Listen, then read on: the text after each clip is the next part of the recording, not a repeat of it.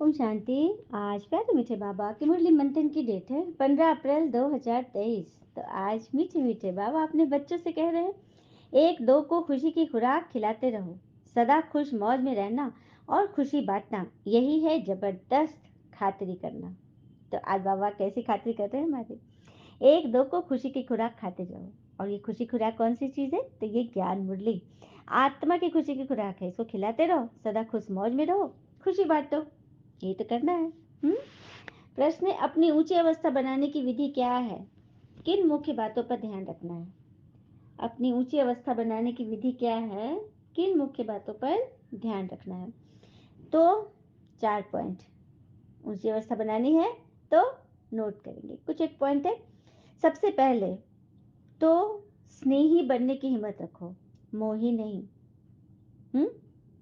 मोह जीत बनो। अपना चार्ट रखना है, बाबा को याद रखना है। कितना समय याद किया? नींद को जीतने वाला बनना है। पुराने शरीर की संभाल भी करनी है और इसे भूलना भी है। दैवी स्वभाव बनाना है। स्वभाव के वशीभूत होकर किसी को सताना नहीं है। सब डिफेक्ट निकाल प्योर डायमंड बनना है। सबको सुख देने वाला खुशबूदार फूल बनना है। क्या बोल रहे बाबा? स्नेही बनो, नींद को जीतने वाला बनो, अपना चार्ट रखो, दैवी स्वभाव धारण करो, पुराने आसुरी स्वभाव को भूलते जाओ, सब डिफेक्ट निकाल कर प्योर डायमंड बनो, सबको सुख देने वाला खुशबूदार फूल बनना। अच्छा, डिफेक्ट कैसे आता है हमारे अंदर? जब हम परफेक्ट होते हैं, अंदर सारे गुण भरे हैं, लेकिन फिर भी डिफेक्ट कैसे प्रवेश करता है और उसके निकालने का क्या कारण है? कैसे हम निकालेंगे? एक प्रसंग से सुनते हैं। एक आदमी जंगल से गुजर रहा था।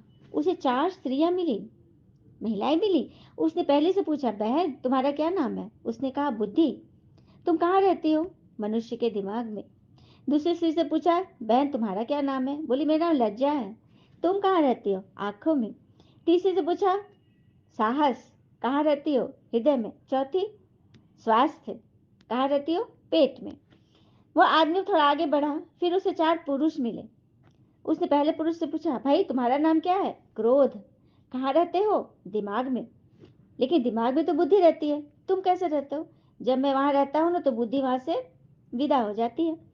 दूसरे पुरुष से पूछा, तुम्हारा नाम? बोला, लोभ। तुम कहाँ रहते हो? आंखों में। आंख में तो लज्जा रहती है, तुम कैसे रहते हो? जब मैं आता हूँ ना तो लज्जा वहां से प्रस्थान कर जाती है। तीसरे, तुम्हारा नाम? भय। तुम कहाँ रहते हो? हृदय में। तो हृदय में तो साहस रहती है, तुम कैसे रहते हो? जब मैं आता हूँ ना तो साहस वहां से 9 2 11 हो जाती है। चौथे से पूछा, तुम्हारा नाम? बोला, मेरा नाम रोग है। तुम कहाँ रहते हो? पेट में। पेट में तो स्वास्थ्य है, जब मैं आता हूँ ना तो स्वास्थ्य वहां से रफू चक्कर हो जाती है। तो जीवन की हर विपरीत परिस्थिति में यदि हम इन सब बातों को ध्यान रखें कि किस चीज का कौन रिप्रेजेंटेटिव करता है, उसके रिप्लेसमेंट में कौन आता है, तो चीजें टाली जा सकती है। हुँ? तो भगवान को पाने के लिए सरल बन जाओ। वहां क्रोध, लोभ, अहंकार, भय का कोई स्थान नहीं होता। तो देख रहे हैं ना कि कोई जो गुण हमारे अंदर है वो कैसे बदल जाती है। हाँ, क्योंकि ये समय ही बदलाव का है, परिवर्तन का युग है। तो अगर अच्छी जगह पे बुराई भर ली तो क्या बुराई की जगह पे अच्छा चीज नहीं भर जाएगा? हाँ, जैसे इसी को उल्टा करके देखे, उसके अंदर विकार, पहला विकार क्या था? क्रोध। तो दिमाग में क्रोध था, वहां पर क्या भर ले हम? बुद्धि। अब बुद्धि जहां आएगी तो क्रोध निकल जाएगा।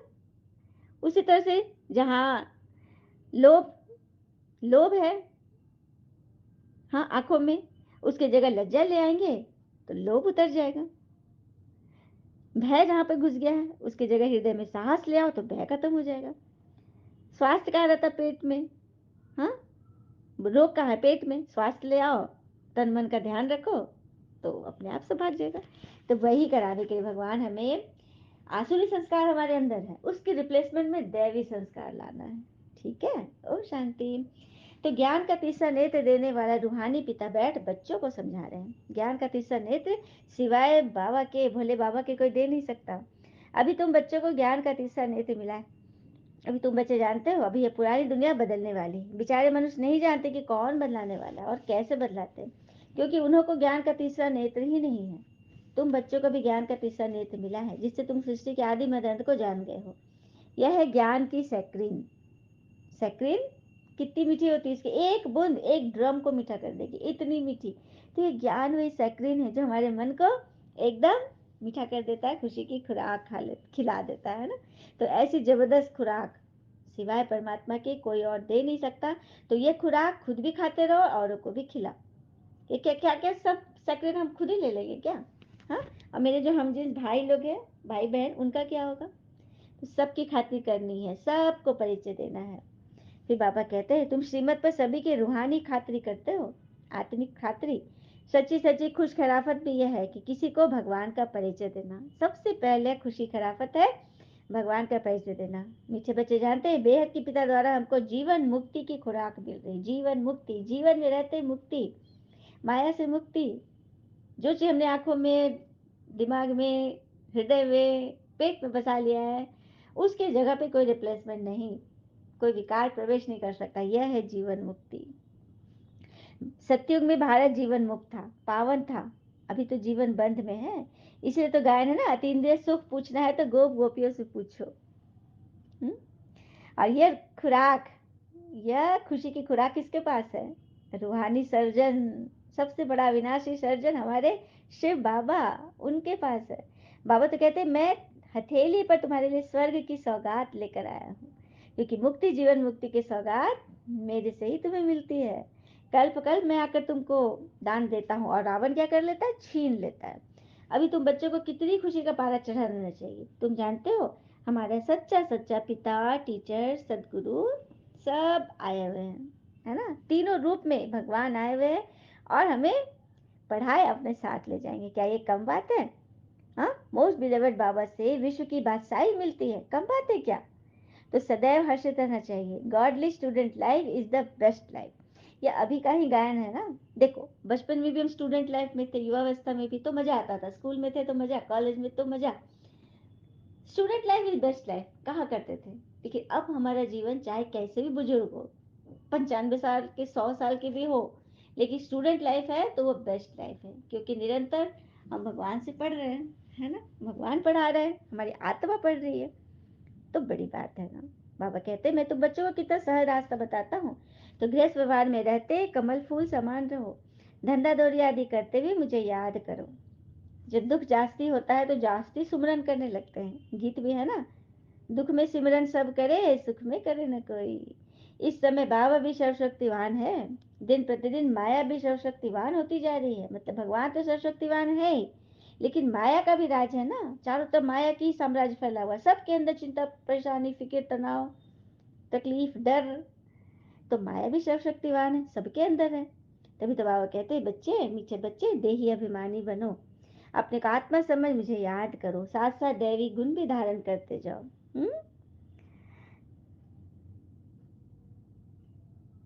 इस पढ़ाई में मुख्य बात है ही याद की। ऊंचते ऊंच बाबा को बड़े प्यार से याद करना है। ऊंचे ऊंचे बाबा को बड़े प्यार से याद करना है। यह उच्च ते उच्च बाप ही नई दुनिया स्थापन करने वाला है। बाबा कहते, मैं आया हूँ तुम बच्चों को विश्व का मालिक बनाने, इसलिए मुझे याद करो तो अनेक जन्मों के पाप कट जाएंगे। अब बाबा आए हैं तो पावन जरूर बनना पड़े ना। हाँ, बाबा ही दुख हरता सुख करता है। बरोबर सत्युग में पावन दुनिया थी तो सभी सुखी थे। अब बाबा फिर से कहते हैं, बच्चे शांति धाम और सुख धाम को याद करो। अभी है संगम युग, सत्युग, कलयुग और सतयुग के बीच का समय है संगम युग। जब भगवान आते हैं तो बाबा कह रहे, खिवैया तुमको इस पार से उस पार ले जा रहे हैं। नैया कोई एक नहीं है, सारी दुनिया जैसे एक बड़ा जहाज है, भगवान इसको पार ले जा रहे हैं। बैठना है ना सबको। सभी बैठे रहे आराम से बाबा की नैया में। बाबा मीठे मीठे बच्चों को समझाते हैं, अपने को आत्मा समझ मुझे याद करो, तुम भी बाबा की तरह सर्विस में लग जाओ। बाबा, शिव बाबा कितनी बड़ी सर्विस कर रहे हैं। हम बच्चों के लिए इस पुराने शरीर में, इस पुराने तन में, हाँ, हम बच्चों को पढ़ाने के लिए ऑन गॉड फादरली सर्विस पर हैं। क्या बात है। बाबा ही तुमको विश्व का मालिक बनाने आए हैं। जो अच्छा पुरुषार्थ करते हैं उनको महावीर कहा जाता है। देखा जाता है कि कौन महावीर है, जो बाबा के डायरेक्शन पर चलते हैं। बाबा कह रहे, मैं देखता हूँ कि कौन सबसे बड़ा महावीर जो मेरे डायरेक्शन पर चलता है। बाबा का फरमान है ही, अपने को आत्मा समझ भाई भाई देखो आपस में।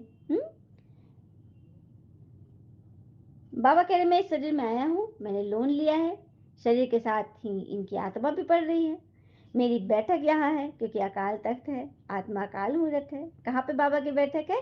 ब्रह्मा पिता के अकाल तख्त पर, मतलब भृकुटी सिंहासन पे, दोनों भुवों के बीच परमात्मा की बैठक है वहां। तो उस बैठक में सबको बैठना है, मीटिंग करनी है ना सबको। फिर बाबा कहते हैं आत्मा कोई छोटी बड़ी नहीं होती, शरीर छोटा बड़ा होता है। जो भी आत्मा है उन सभी का तख्त यह भृकुटी का बीज है। हम्म शरीर तो सभी के भिन्न भिन्न होते हैं, लेकिन अकाल तख्त आत्मा सिमिलर, एक समान रूप। फिर बाबा कहते हैं किसका भी अकाल तख्त, पुरुष का होता है, किसी का स्त्री का होता है, किसी का बच्चे का होता है। बाबा बैठ बच्चों को रूहानी ड्रिल सिखलाते हैं, मतलब बच्चे भी आत्मा को जानते हैं और परमात्मा से कनेक्ट होते हैं। और जो बच्चे बचपन में ही भगवान को पहचान ले तो उनके जैसा भाग्यशाली तो कोई है ही नहीं। जीवन में उनको कभी कोई चिंता परेशानी छू नहीं सकेगा, क्योंकि उनको सब रास्ता मालूम है। बचपन से ही भगवान का हाथ पकड़ लिए तो फिर, हाँ, बाबा का पैगाम देते हैं कि शिव बाबा को याद करो, याद से ही जंग उतरती है। बाबा की याद से ही जंग उतरेगी ना, जो आत्मा पे जंग पड़ा हुआ है। सोने में जब अलाई पड़ती है तो उसकी वैल्यू कम हो जाती है ना। हम्म अलाई मतलब खाद पड़ जाती है, गंदगी हो जाती है, तो वैल्यू कम हो जाती है। तुम आत्मा में भी जंग पड़ने से तुम वैल्यू लेस हो गए हो, अब फिर से पावन बनना है। तो ये टेव, आदत पक्की करो कि हम आत्मा भाई भाई हैं। अच्छा, और कहाँ से शुरू करना है? चैरिटी बिगिंस एट होम, अर्थात पहले खुद को आत्मा समझ, फिर आत्माओं को बताना। सबको भगवान का परिचय दो, उसकी सर्विस शुरू कर देनी है। जो अच्छी रीति, तीर लगेगा। जब आपकी वाणी में जौहर आ जाएगा ना, तो ये जौहर भरो। मेहनत करेंगे तभी ऊंच पद पाएंगे, तो सब कुछ सहन करना पड़ेगा। कोई उल्टी सुल्टी बोले तो भी तुमको चुप रहना है। तुम चुप रहेंगे तो फिर दूसरा क्या करेगा? ताली दो हाथ से बजती है, एक ने मुख की ताली बजाए, दूसरा चुप कर दे तो आप ही चुप हो जाएगा। ताली से ताली बजने से आवाज हो जाता है, ये बात तो सच है। लेकिन कई बार ऐसा होता है कि बारिश आई, कपड़ा भींगा, बहुत गहरी बारिश आई और तूफान आ गया, एकदम सुनामी के आपको बहा कर ले गया, लेकिन फिर भी भगवान की याद आपको किनारे कर देगी। कितनी बड़ी बात है ना। तो बाबा समझाते हैं बच्चों को सदैव खुशी में नाचते रहना चाहिए। अपने का आत्मा समझ मुझे याद करो, ज्ञान के तीसरे नेत्र से देखो और सदैव खुश रहो। आत्मा में ही ज्ञान है, आत्मा को ही ज्ञान देना है। यह जैसे जौहर है, तुम्हारे ज्ञान में यह जौहर भर जाएगा तो झट किसी को भी तीर लग जाएगा, है ना। माया के तूफान कम आएंगे, बुरे संकल्प नहीं आएंगे। तो ये प्रैक्टिस करो, क्योंकि इससे ही तुम्हारा कल्याण है। फिर 5,000 वर्ष के बाद मुझे आना होता है, मैं बंधायमान हूँ। भगवान कह रहे कि मैं बंधायमान हूँ ड्रामा से, 5,000 वर्ष के बाद ही मुझे आना है। बच्चों को बैठ समझाता हूँ, मीठे बच्चे रूहानी याद की यात्रा में रहो तो अंतमति सब गति हो जाएगी। याद की यात्रा से पाया मजबूत हो जाएगा। देखिए, चार पाए पर खटिया भी रहती है, चार पाए कुर्सी के भी होते हैं जो स्थिर रहता है। एक दो पाए यदि कमजोर होगा तो कभी स्थिर नहीं रहेंगे। तो सभी पायों को मुक्त करना है, मजबूत बनाना है, तो याद की यात्रा में रहो। कितना वंडरफुल ज्ञान है। जब बाबा वंडरफुल है तो बाबा का ज्ञान भी वंडरफुल है, जो और कोई तो समझा ना सके, धारणा करा ना सके, है ना। बाबा कहते हैं तुम्हारा ये ब्राह्मण जीवन सर्वोत्तम ऊंच से ऊंच कुल है। इस समय तुम्हारा जीवन अमूल्य है, क्योंकि इसलिए शरीर की भी संभाल करनी है, क्योंकि शरीर बिगड़ आत्मा क्या करेगी। जैसे आत्मा बिगड़ शरीर मुर्दा है, उसी तरह शरीर के बिना आत्मा कुछ नहीं कर सकती, है ना। तो आत्मा की संभाल करो, भोजन दो, ज्ञान स्नान करो और शरीर को भी देखभाल करो अच्छी रीति। जितना तुम योग में रहेंगे उतनी आयु बढ़ती जाएगी। और फिर आगे बोले बाबा, जो डिफेक्ट है उसको निकाल कर प्योर डायमंड बनना है। थोड़ा भी डिफेक्ट होगा तो वैल्यू कम हो जाएगी, इसलिए मेहनत कर अपने को वैल्यूबल हीरा बनाना। बाबा को भी प्यारे वो लगते हैं जो औरों को भी सुख देने वाले खुशबूदार फूल हैं, वे छिपे नहीं रह सकते। सुन लिया, बाबा ने फरमान जारी किया, जो बच्चे सर्विसेबल हैं, खुशबूदार फूल है, सर्विस करने वाले, औरों को सुख देने वाले, भगवान को वही प्रिय हैं। मामेकम याद करो, आत्मा के मैल निकालते जाओ। बाबा को याद करने से दिल एकदम शीतल हो जाना चाहिए। अच्छा, मीठे बच्चों प्रति भगवान की नमस्ते। हम बच्चों के भी प्यारे बाबा को नमस्ते। ध्यान के लिए मुख्य सार पहली पॉइंट, कोई भी उल्टी बातें बोले तो चुप रहना है, मुख की ताली नहीं ले, अपनी बात कह देनी है, वहां से खिसक लेना है, ठीक है। एक दो का कल्याण करना है। दूसरा, ज्ञान के तीसरे नेत्र से आत्मा भाई को देखना है, अपने को भाई समझ भाई को ज्ञान देना है। मैं आत्मा भाई हूँ, सामने वाला मेरा भाई है, मैं आत्मा उसे ज्ञान दे रही हूँ, शरीर नहीं। शरीर के हिसाब से तो जो स्त्री है जो पुरुष है वो स्त्री पुरुष में आ गए, लेकिन आत्मा रूप में सभी भाई हैं, ठीक है। अपनी मेहनत करनी है, दूसरे को नहीं देखना, अपनी कमी कमजोरी देखनी। वरदान, अपनी विल पावर द्वारा हर एक को विल कराने वाले श्रेष्ठ सेवाधारी भव। अपनी विल पावर द्वारा हर एक को विल कराने वाले श्रेष्ठ सेवाधारी बनते। वर्तमान समय कई आत्माएं आपके सहयोग के लिए चातक है, लेकिन अपनी शक्ति नहीं है, उन्हें आपको अपनी शक्तियों को की मदद विशेष देनी पड़ेगी। इसलिए निमित्त बने हुए सेवाधारियों में सर्व शक्तियों की पावर चाहिए। जैसे ब्रह्मा पिता ने लास्ट में बच्चों को शक्तियों की विल की, उस विल से यह कार्य चल रहा है। ऐसे फॉलो फादर, अपनी शक्तियों की विल आत्माओं के प्रति करो, तो समय के प्रमाण सेवा संपन्न हो जाएगी। तो अपनी शक्तियां जो आपको भगवान से मिल रही है, आप अन्य आत्माओं को ट्रांसफर करो, मतलब सबको ज्ञान गुण शक्तियों से भरपूर करो, है ना। खुद ही भरते नहीं रहो, सबको रास्ता बताओ। स्लोगन, जहाँ एकता और एकाग्रता की शक्ति है वहाँ सफलता सहज प्राप्त होती है। जहाँ एकता और एकाग्रता की शक्ति है वहाँ सफलता सहज प्राप्त होती है। अच्छा, ओम शांति। शुक्र मीठे बाबा, बाबा के प्यारे प्यारे बच्चे, आप सबका दिन सदैव शुभ हो। ओम शांति।